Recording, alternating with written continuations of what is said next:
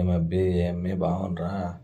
ఆదివారం మధ్యాహ్నం నుంచి మా టీం మెంబర్స్ కాల్ చేసి నువ్వు వెంటనే బయలుదేరి హైదరాబాద్ రా అయ్యా, నీతో మాట్లాడాలన్నారు.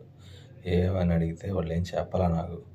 సర్లే అని చెప్పి అప్పటికప్పుడు టికెట్ చేసుకుంటే నెల్లూరుకి అప్పటికప్పుడు పోయేదానికి బస్సులు లేవు.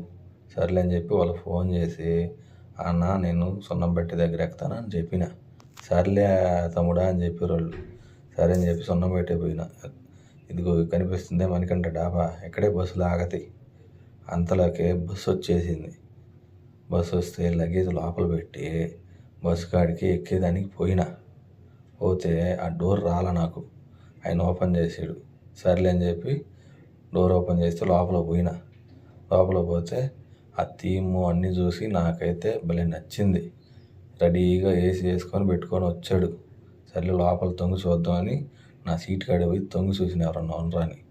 ఎవరు లేదు, నేను ఒక్కడనే ఎక్కిన.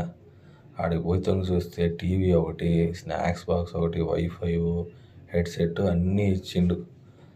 స్నాక్స్ బాక్స్ ఓపెన్ చేసిన. నాతో పాటు మీరు నెక్స్ట్ ఏం జరుగుతుందో ఎగ్జైట్మెంట్ కావాలనుకుంటే నెక్స్ట్ వీడియో చూడండి. Please subscribe.